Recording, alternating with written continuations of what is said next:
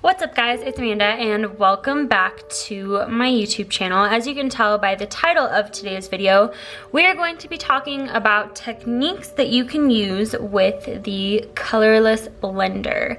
Now this is specific to Copic markers, but I do know that a lot of different marker brands have a sort of variation on this sort of blender. So you can try those out. I'm not sure how they work across different brands, but I am very familiar with how it works with Copic markers, which is why I am making this video. But definitely feel free to branch out and try this with your own markers. You can also try and substitute this with regular rubbing alcohol and see if that gives you a similar effect.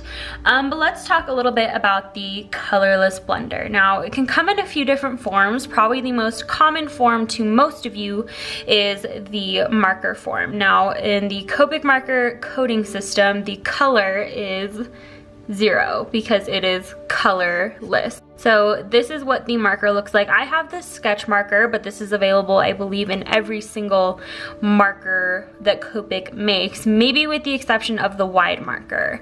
But this is what it looks like. It obviously has a chisel tip and a brush tip, both of which perform a little bit differently, and I will show you that in the video. Next, we have the Copic marker 25cc refill that just looks like this. It's just a clear liquid, and you can use this to refill your colorless blender when it's running low on ink, and you can also just use this loose. But if you're gonna use it loose, I actually prefer this bottle here, which is the 100cc version, obviously quite a bit bigger. And the difference between these two is mainly the nozzle. The nozzle on this one is designed for fitting in the marker to refill it. It's a little bit smaller. I'll show you a side-by-side comparison with this one. Even you can see there, quite a bit bigger, and I'm gonna even angle them down a little bit so you can see. This one's a lot bigger, which is good for its own thing. And sometimes I even like to pour this in a separate container entirely and use it loose with a brush. But one thing that I've also been experimenting with lately is putting it in something like a spray bottle.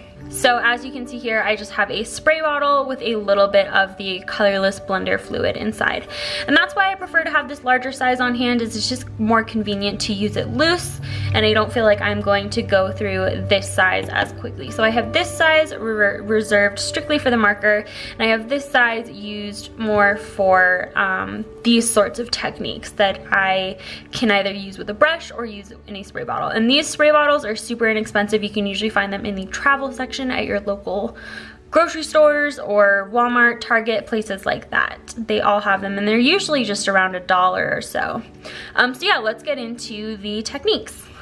So here you can see at the top, I kind of have some of the techniques already laid out, but I'm going to be recreating each one of these for you real time so that you can kind of see the effect that they have. And I'm going to be showing you, how each one works and performs a little bit differently. So let's start with this one here. This is just kind of the basic technique of using the colorless blender to pick up the ink that you've laid down underneath. And I have a gradient shown here to show how it looks with different colors. It shows up fairly well. Usually with the lighter colors, you won't have to layer as much. With the darker colors, you'll have to layer them a little bit more, and I'll show you that. So we'll use B26 as an example. And guys, don't mind my markers. I know they're so dirty. And I'm just gonna use the chisel tip to lay down a good amount of color. And I'm gonna give that a few seconds to dry, just so that the inks don't mesh together too much. And I'll show you with the chisel tip first. The main difference with the chisel tip is that you usually have more control over how much ink you're putting down on the paper. And the nice part about the colorless blender is that you can use just the very tip to get a very nice controlled line. So sometimes that works to your favor, sometimes that's not what you want. Also, if you turn it and you use it on the flat end, you get to cover a larger surface area, which can be pretty nice if you're working with a larger space. The brush tip is great for smaller details, but the ink flow is a little bit harder to control. So we're gonna start with the chisel tip, and I'm basically just gonna start by showing you how to create a line through this color. Now, first pass, you might not notice too much, right? If you look closely and you kind of wait for it to develop a little bit, you might see a little something but it almost looks like nothing's even there. So you have to kind of be patient with these techniques and you have to kind of build. So I'm gonna go over it a few more times. And you can see the color is starting to pick up. And where the paper looks darker, it just means that the ink is still wet, so once it dries, it won't really show up like anything. You might have a little bit of the color bleeding out, so if you are working in a controlled space, definitely keep that in mind. And you can do all sorts of techniques. Like you can see here, I did patterns, so I'll show you that in a minute. But you can see if I use the flat end of the colorless blender, like so, I get a much larger surface area covered at one time. Now the one thing that you want to be aware of is before you change colors, you might have a little bit of your colorless blender stained.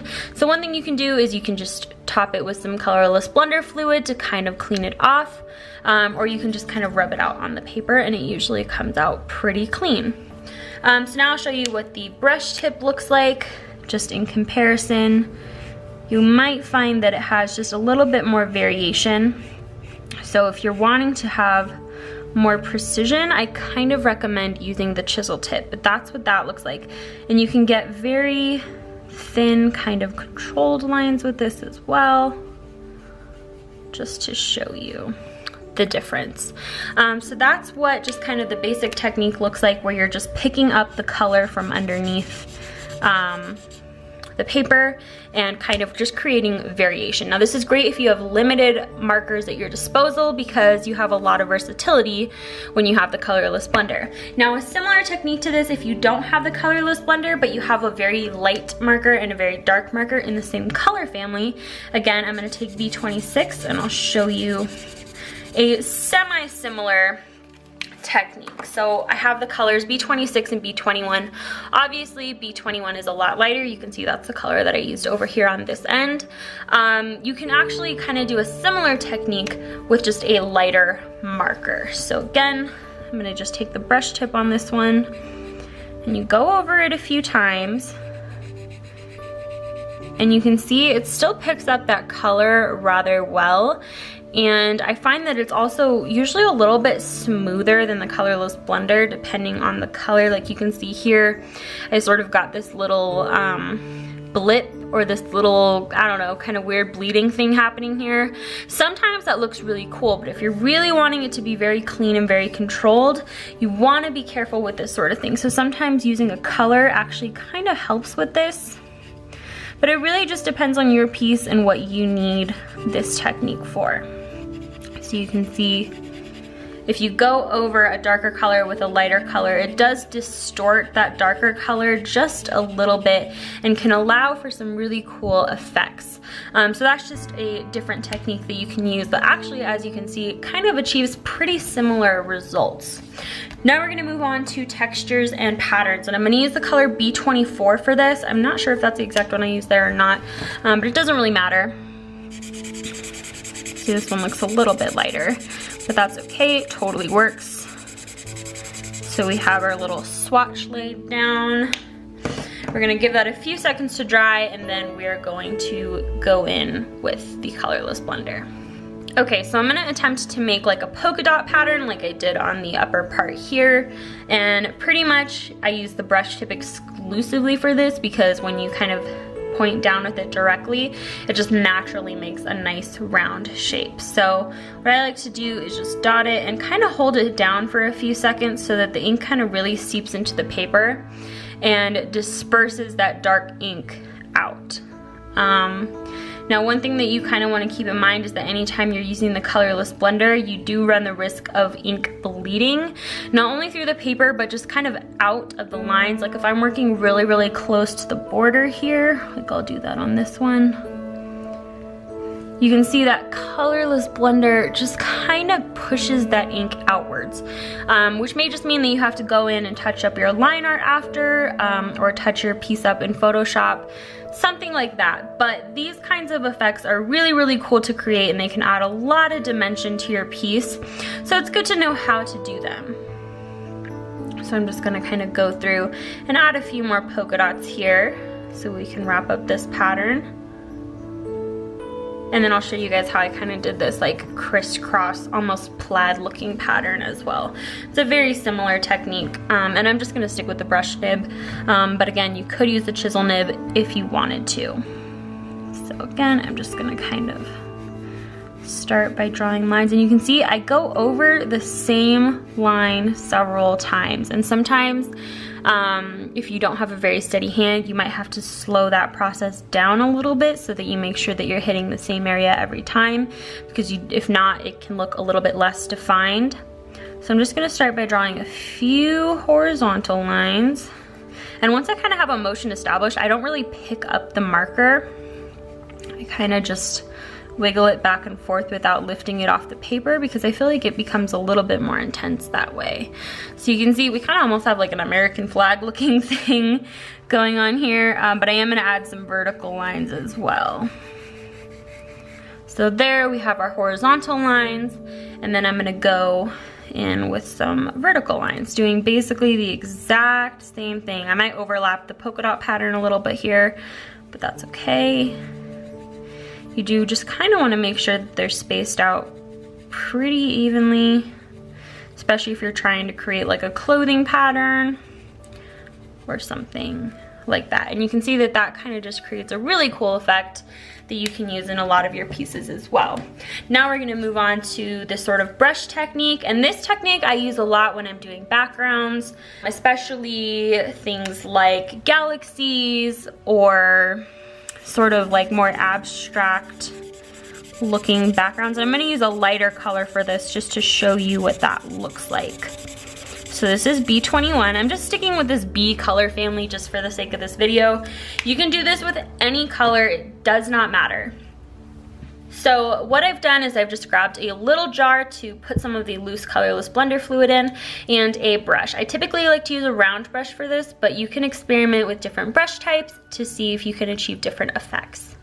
So I'm just gonna pour a little bit of my colorless blender fluid into this jar. You probably wanna start by working with just a little bit at a time, because it is alcohol based and it does evaporate somewhat quickly. So I don't know if you can see, but I just have a very tiny amount at the bottom of this jar, and I'm just gonna saturate my brush and basically drop this on there. And you kind of have to be a little bit more patient for this technique to fully develop, and you might kind of just want to wait and see what it looks like completely dry before moving on, and that way if you want it more intense you can layer it. But you can see up here I kind of did it kind of fast, so it looks very soft and subtle. I'm going to be a little bit slower here so that you can really kind of see what it looks like more intensified. And again, you can hold down your brush, and that kind of makes it a little bit more intense.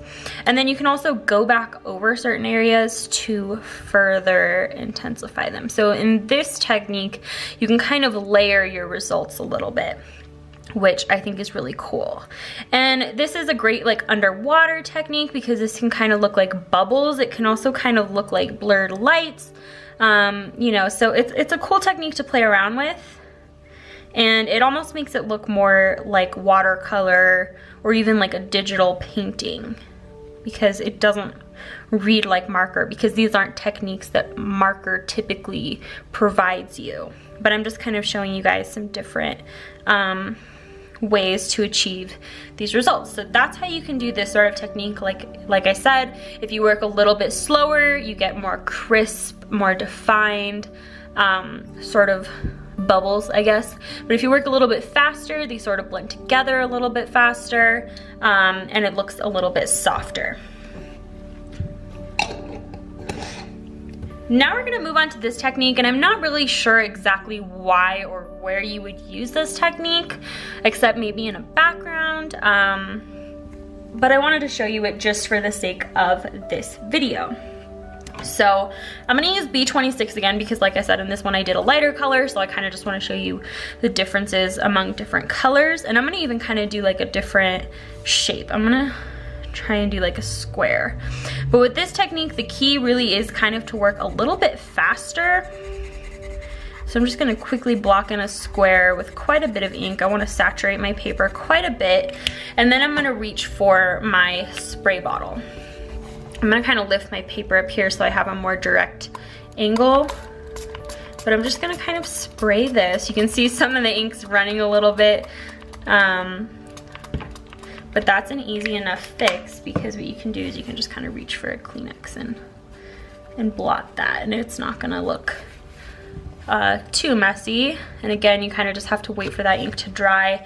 But what it does is it kind of creates almost like a blurred effect to the shape. Let's even play around with what this looks like when you just do like lines. So I'm even gonna move a little bit further down. I'm gonna just do a couple of lines and then do the same thing. I'm just gonna hit them with the spray bottle just because I want to kind of see the different effects. So you can see it just softens them, and you can see the more saturated that this one gets, the farther out that the ink disperses, which can look kind of cool. And then maybe you could even go back and like layer in, you know, certain brush techniques. I mean, these techniques are totally, you know, easy to build and use together simultaneously in the same piece. So that one's kind of fun. I don't know, I think it could be cool for maybe like softening the edges of like something that's really far off in the distance, you know, something like that, which I think could be really, really cool. Just keep in mind that it is a little bit more unpredictable, so bear that in mind. If you're working in an area that has a lot of detail, this may not be an ideal technique. But what's kind of cool is if you get close, I'm not sure if the camera's really picking it up, but it almost looks like the colors are separating. Like it's almost looking like it's picking up a little bit purple. I don't know, it's not really reflecting on camera that well, but I do think that that looks really cool. So now this final technique is really just kind of demonstrating how you can make the colors go a little bit farther in your collection by implementing the colorless blender. So I'm going to use B24 for this, and I'm going to kind of show you how to create the look of multiple colors with just a couple of markers. So I'm going to do the same thing. I'm going to create like a sphere, and I'm going to try and add dimension to it by using the colorless blender. That's not a very good sphere. It's a little blobby looking. Okay, so there we have that. And then I'm just gonna kind of quickly go in with the colorless blender to kind of create like a light source, right? And you can see where I want the most intensity, I'm kind of placing my marker down and then lifting up and like adding less pressure so that it looks like a smooth gradient.